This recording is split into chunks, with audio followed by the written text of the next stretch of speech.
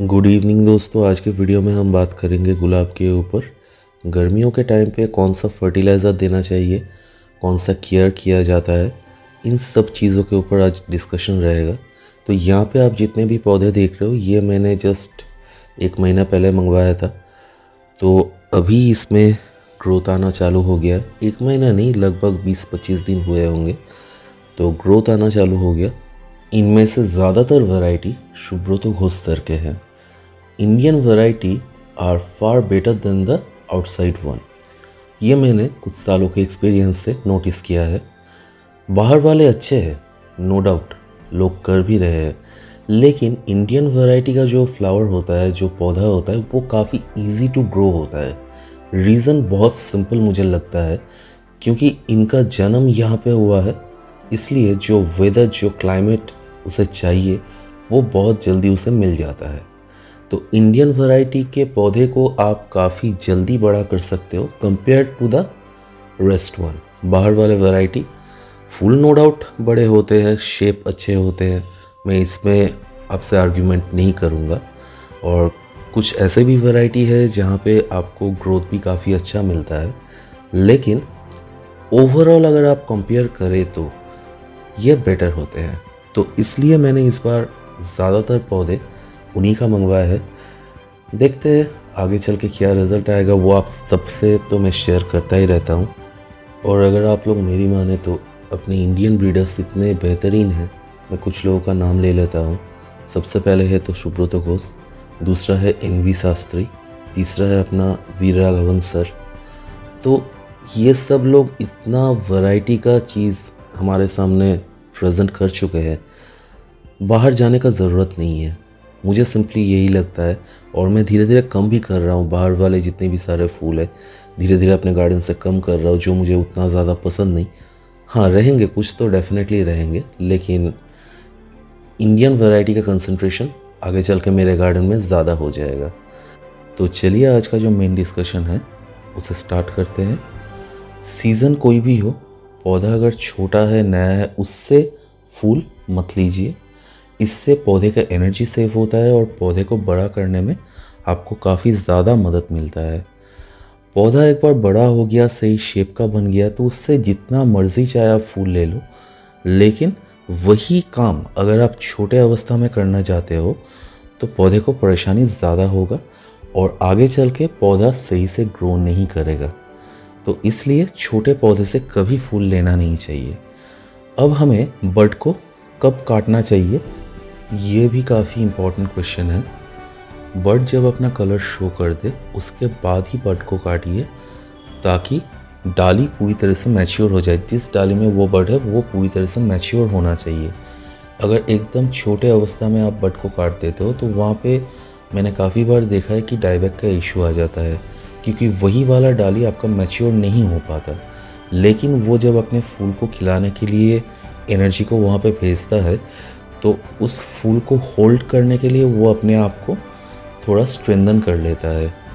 तो आखिरी मोमेंट पे जब वो एनर्जी डिस्पर्स हो, मतलब पूरा फूल खिल जाए, उसी टाइम पे एनर्जी वो डिस्पर्स करता है।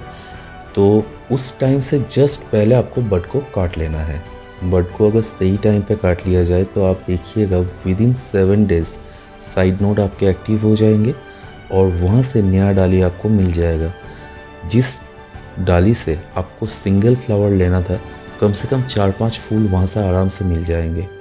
तो ये प्रोसेस अगर आप फॉलो करते हो तो पौधा आसानी से बुशी बन जाएगा, जो आपको एक्चुअली चाहिए ज़्यादा फूलों के लिए। एक पौधे को मैच्योर होने के लिए कम से कम 3 साल चाहिए होता है। तो 3 साल ना सही, कम से कम 1 साल उसे ग्रोथ के लिए देना चाहिए आपको। 1 साल के बाद आप आराम से फूल लीजिए।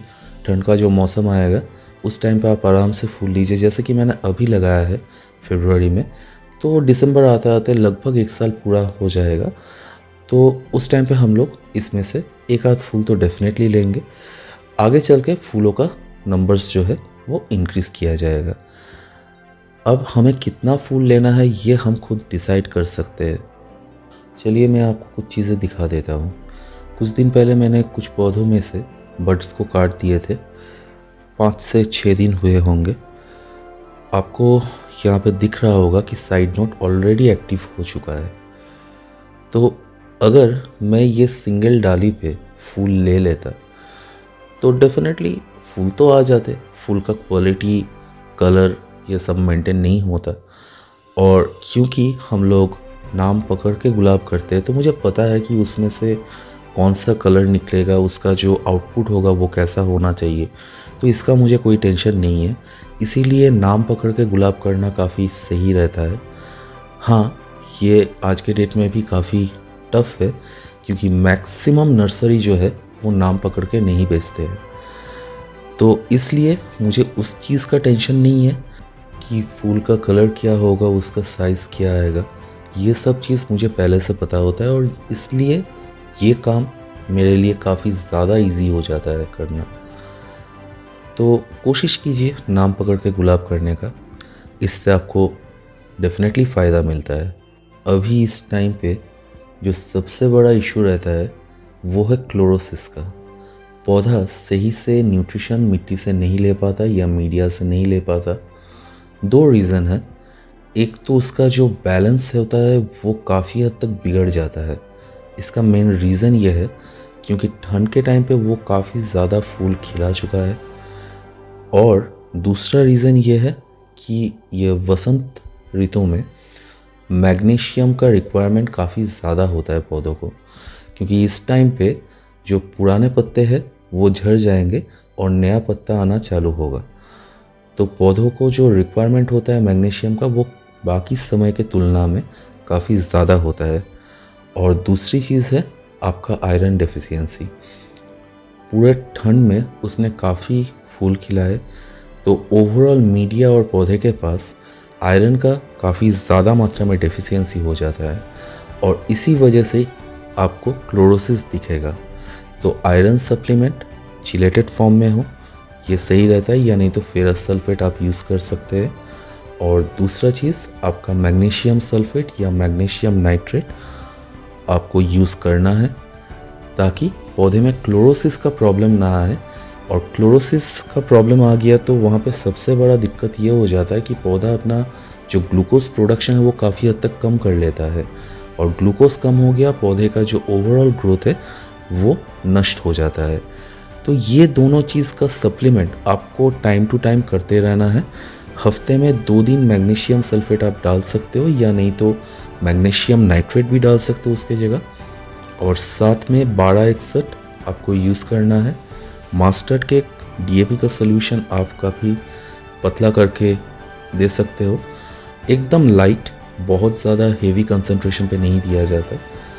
इसके अलावा आपको चिलेटेड आयरन, मैं खुद यूज़ करता हूँ उस चीज़ को, और विनीगर इसलिए ताकि आपका जो टोटल पीएच है पौधे का वो सही बना रहे, क्योंकि पीएच अगर बहुत ज़्यादा गड़बड़ हो गया और साथ में इतना ज़्यादा धूप है तो पौधा अपना फीडिंग सही से नहीं ले पाएगा। और इस टाइम पे आपको माइट्स का भी काफ़ी ध्यान रखना है क्योंकि इस समय माइट्स बहुत ज़्यादा आक्रमण करते हैं। तो चलिए आज के लिए बस इतना ही, मिलते हैं बहुत जल्दी अगले वीडियो पे।